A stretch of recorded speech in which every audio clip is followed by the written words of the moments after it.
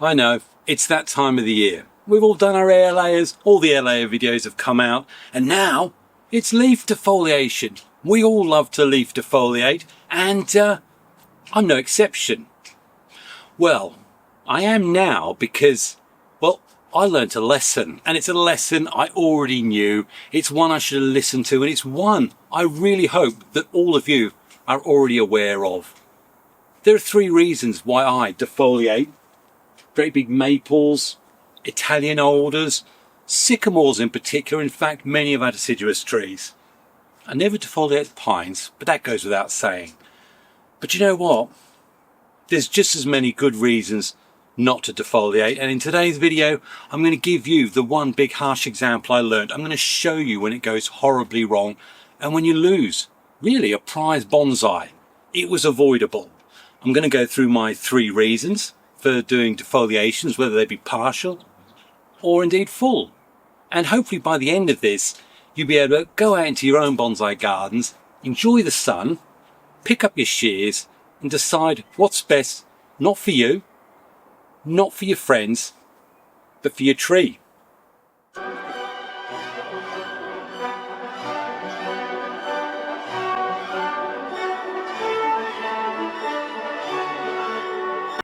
Hi, it's Xavier, and welcome to my bonsai retreat, and hopefully welcome to what I think would be a pretty informative video, certainly for those of you who are still growing or learning in the arts of bonsai, and certainly if you have a small, limited, or an interest in why we defoliate our trees and why we go to such trouble of cutting the ends off these and having lovely scissors like these, which are really designed for taking the leaves delicately off our maples. But was that the right thing to do? Well, tell you what, let's first of all discuss the 3 reasons I do leaf defoliation.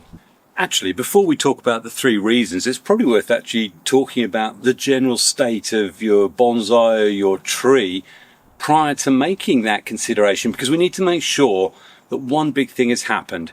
And why is it defoliations normally happen mid to late spring, early summer? Well, it's because all the energy that's been used to throw out that growth, and we call it the post-flush hardened pruning stage, means that it's energy positive. There's lots of energy down there. What that means is if your tree is healthy, it has got the ability to actually put out a second flush. And the way we encourage it to do that is by either pruning heavily, removing, 50, 60, 70, maybe 100% of the leaf mass. Either way, what we're saying to the tree is, you've lost all your leaves. If you want to get energy for later in the year for root growth, root production, I'm forcing you to send out a new set of buds, a new set of growth. And if the tree hasn't already got that energy, or if the tree is ailing, sick, or as indeed the case of the cobra maple you just saw, the top was hit heavily by insects in early April. So your tree has to be healthy. Your tree has to demonstrate lots of growth, lots of long runners and extensions to tell you that this tree can handle the stress you're going to put under if you cut half its leaf mass off, or indeed all of its leaf mass. And I say again, it is stressful to the tree. Doesn't mean it feels the stress, but it reacts in a way of a plant that's been stressed. A bit like if a deer had eaten all the leaves off, or indeed a storm had taken a great big load of branches off, it will respond in the way needed to try and recover those panels it needs to bring energy back into the tree. So the first one we're looking at would be the reason for defoliation is because we're trying to encourage the new buds to pop. And in this instance, it's not about new buds developing on the tree. It's actually, as I say, with this trident, looking in deep and recognizing that there are some buds right back at the base that haven't opened yet. And if you've seen my series on pruning in the autumn, you'll know that on Trident Maples, in fact many of the maples, I'll actually prune back to the last 2 sets of nodal buds, knowing full well that when I get to this time of the year, I'm actually going to prune beyond back to the ones that I want, which are the ones closest to the branch, therefore keeping that little internodal distance as short as possible. But I could indeed go even further back, almost to 2 or 3 millimeters of the main branch, and try and get those to activate. But in this case, I'm going to prune back to those buds with a view of getting them to actually send out new shoots. So one, that's the way I do my post-flush hardened pruning on something like a Trident Maple or a Maple, and it's why I will often leave, when it comes to the autumn time, I will often leave, although I may want those ones, I'll actually prune back to there, knowing full well that in the spring they will push out new growth, that I'll come back this time of the year and just cut to there. I want what I call weaker growth in that second flush. Smaller leaves, which is going to be the second reason, and also we're not going to get those long extensions.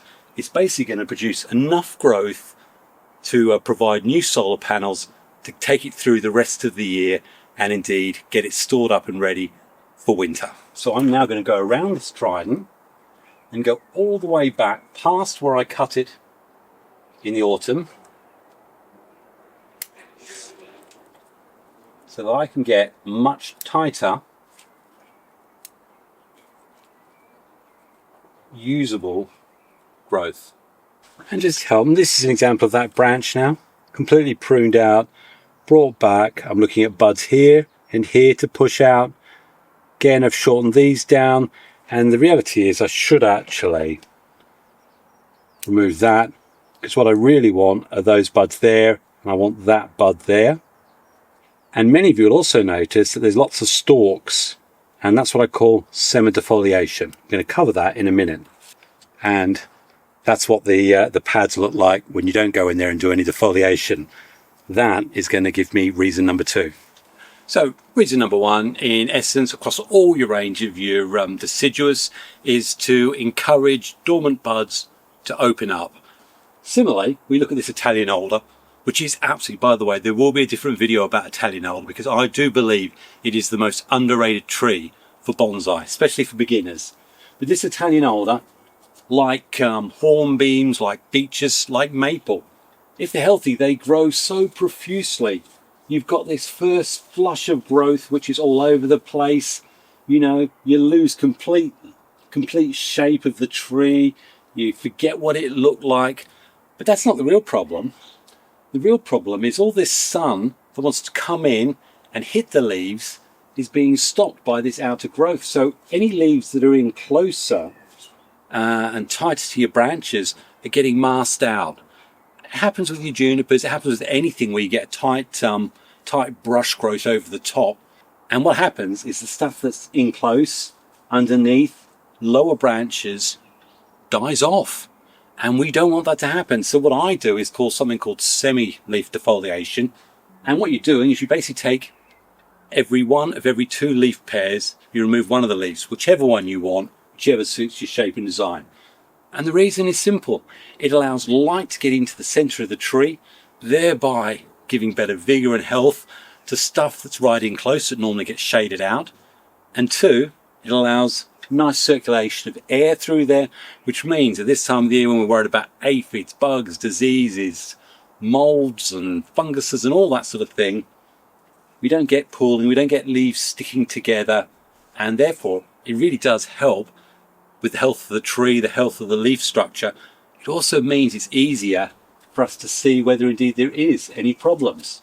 So for a semi-defoliation, all I do is exactly really what I did with the Trident Maple just then. First of all, I'll decide whether or not I like the bud points that we're at, and go around and cut back. Normally I'll cut all the way back to 2 or 3 sets of leaf pairs, and I'll go right around the tree and do that. Get rid of any upward growth, the usual things. So if we look at it now, I've actually cut this half of the tree. I've just pruned back to the potential branch points that I want, and you see it's already thinned out quite a lot. And I've done that right across this bottom bit. Obviously, if you take it this way, you can see that's still all greened up and a mess. And actually, you can probably see looking down, you can't see the lower branches. You can't see the lower leaf mass. And in fact, if we just take one of these leaves from the bottom, you can see what color it is in comparison to these. And the main reason for that, and there can be other causes, There's no sign of infestation. It's literally because it's not got any sunlight. So the tree doesn't need it, it's died. It just didn't get the sunlight it needed. Equally back here, further in, we've got another yellowing leaf, weak. So if you go in closer, you'll see these weak leaves. So the way we sort that out is, one, we initially prune away, and then you have a look and we do what I call the semi-defoliation. So I will go for 2 leaf pairs. Here's an example here. I've got the outward one, fine, I like that, it gives me the profile. So I'm going to take the inward off. I'll go up to the base of the leaf and cut there, leaving the petiole. That will dry out and fall off slowly. That should also encourage potentially that bud there to activate, or indeed a bud that's further back there to activate. So I'll take one of 2, and the choice of which one you take is often just based on what sort of profile you want with the tree. So here I'm actually going to take that one off. So we've got 1, 2, 3, 4. Look at this, this has still only got 1 leaf. Happy with that. And I will then look back further here. We've got 2 leaves at the back here, one going outward, one crossing a branch. In this instance, I'm actually going to take the one that's there, which is opening up more of this branch to light, get all the light through. There's one at the back there, shaded, so I'll take it off. There's only 2 leaves there, I'll keep those. Big leaves, that's going to be reason number 3, we won't go there yet, but I actually want this little leaf here to get in more, so I'm actually going to take the inner one off. Again, remind you, the tree has got to be really healthy. This is stressful for a tree. You take 50% of the leaf mass off. Well, imagine trying to walk to the shops if you've only got 1 leg and 1 arm. Yeah, I'm not sure that actually works really. Often the easier way is, if you're someone who doesn't want to wire a tree, and I really try to avoid it if I can, I will always take the leaf that's poking upwards or poking across another branch. Downward, the downward leaf, I'll remove that one. There is no right or wrong rule. All I say to you, if you go semi, stick to 1 out of every 2 leaf pairs and go right around. If you've got a part of the tree that's weak, well, don't do it there. Let that go. It's a bit like if you've got a sacrifice branch and you just want to let that grow, you don't touch it. You can have your tree in different stages. So here we've got this one that's upwards. Take it off. It's also a good opportunity to have a look. There are actually the signs, just the early signs of infestation. I'm not sure how well whether the camera will pick that up, but if we look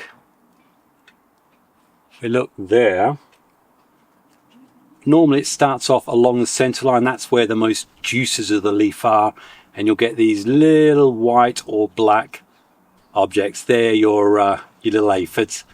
When they're like this, that's fine. Get some spray on there and then that'll reduce it. But this is looking pretty healthy. Again, we've just got a few of them just starting to build on the underside of the leaf. Beware. By doing this defoliation, you get to see things like that. And it also means that when you apply your spray, it's got much less surface area that it needs to apply and kill. So much more effective. So as I say, it's not a pruning video. We are going to discuss the Italian alder in greater detail in a later video. But as you can see, what we're doing here is the second reason, which is to open up the tree, allow light to travel through the canopy and actually get to the inner sections or the lower branches, which are often masked out, thereby allowing energy to be taken in, the tree to recognise that that's a viable branch, a viable leaf, and to actually allow it to stay on the tree. Also, by removing those leaves, it's going to encourage back budding, or indeed weaker buds that haven't yet opened up to open up as well. So it serves several purposes. And I think probably now is a good time to talk about the risks and harm that come with this. And well, it bit me with one of my little favourite evergreens. And put down in the comments if you can guess which one this full defoliation has affected, because I only do full defoliation on one type of tree, and it's one of the evergreens. Before we go on to the sad story of a defoliation gone wrong, there is another reason why you might do a full leaf defoliation. This is the only other reason I'll do it. It's because the tree itself, this maple, has decided, for whatever reason, to lose all its leaves. They basically all crisped off a week ago, and it was overnight. And that is always a good trigger or a good clue, because if it loses its leaves overnight, that's not going to be fungal, that's not going to be disease. Really, there's only one reason I know of. Either it's been infected with petrol, unlikely, or, as I discovered with this one, and it's why there's some nice fresh brown macadamia on there, the soil has got so compacted that water has not been able to percolate down. So it's been watered every day, but the tree itself wasn't getting the water. It is so important, especially now when we're in summer, to make sure when you're doing your defoliations or when you're doing your pruning, to also really get in there and just check the soil. Make sure that water is actually able to get down and give the sustenance these roots need. Otherwise, that's what's happened. And that will happen to any tree that doesn't get water. So in this instance, those leaves are doing absolutely nothing for the tree. In nature, they would drop on their own right, and if it's healthy, you will get new budding coming up. And this is a healthy tree. I have no doubt that once all those leaves have been removed, in a couple of weeks' time, we'll have a new crop. So anyway, not a pruning video, I'm going to go and finish this off camera. So this is the reason, definitely the reason you'll do a partial, this is definitely the reason why I would do a full defoliation on a maple, and indeed the other tree I'll often do this too, is the Fuji Cherry. And the main reason, although these ones have stayed really green longer than normal, you know what I think about Fuji Cherry once they've finished their flowers. I think they become a little bit of an ugly monster. That's looking all right now. That's the Fuji Cherry that's actually being developed as a root over rock. It's been on that rock now for 4 years. So I think probably in another month or so, I'm actually going to lift it a little bit. So if you want to see how that Fuji Cherry root over rock is, and in fact several root over rocks, I always lift them sort of mid-June to end of June. Don't do any root work, I just lift them up, inspect the roots. So anyway, that's definitely a good reason to be subscribed, hit bell notifications to make sure you get to see that content if it interests you. If it doesn't, well, you've probably turned off by now. But no, the reason is, if you have a look in close there, you can see with that one, you get the brown, crisped off leaves. I find that happens with the Fuji Cherry very, very quickly, and it's ugly and horrible. I just find with these, I will normally do a full defoliation about this time of the year, and seems to work fine. So what is the big warning about full defoliations that you need to be aware of? In our desire for backbudding, or more importantly, to create, reason number 3 for defoliating, just creating much smaller leaves. In our desire to do it, we fully defoliate year 1, year 2, year 3, and it's looking all right. And we know in the back of our head that maybe that's not such a great idea, because every time you do a full defoliation, you are weakening the tree, you're weakening its whole ability to recover. So it pushes through on the first time, and we want small leaves. Well, think about that. Smaller leaves, less surface area to bring light in. It's smaller because it's weaker. It gets it through to winter. Perhaps we have a bit of a hard winter, and it wakes up the following spring a little bit weaker than it was the year before. And then in our glory, it sends out shoots. It says, hey, I've still got a lot of energy. And we think, do you know what? I want smaller leaves, or I want a lot more backbudding or whatever. We cut all the leaves off again. Well, that's 2 years running, perhaps a bit of a dodgy winter. And then the growth that comes through is, well, it was a really healthy tree to begin with. We might get a smaller leaf, and we're over the moon. We've got these ultra small leaves. It's everything we want. And then we get to year 3. And I suppose the best way of showing it is with my prized Eleagnus, an evergreen, which every year in late February, winter, I will do a full defoliation of what are the old leaves. But I don't do it every year. I normally do 2 years and then have a break. And I meant to have a break this year, and it's my own fault. Yes, it's YouTube. I found some old files of a time lapse I was doing, and I thought, oh, I've got to do the defoliation. And if you look at it, I've got these lovely small leaves, and there's lots of really small ones budding up. But the truth is, if you then look at this side, which is the other half of the tree and the bit that makes sense, that is blasted well dead. And that's my fault. And it's because I did 3 leaf defoliations in a consecutive time period. Foolish, silly. I've got my database. I knew full well not to do it, but it happens. Do you want to know what happens if you do a full defoliation once, maybe the second year, if it's had a bad winter? That's the risk. It's very real and it can happen. That's the reason, despite me doing it with this, that I never fully defoliate a tree unless the tree has given me its own reason, like the maple where the leaves all died off for lack of water. Otherwise, it's always a partial defoliation. So the moral of the story is straightforward. Unless you want to have disasters like this on your tree, think very carefully before you do a full defoliation, and think even more carefully if you're going to do it again the following year.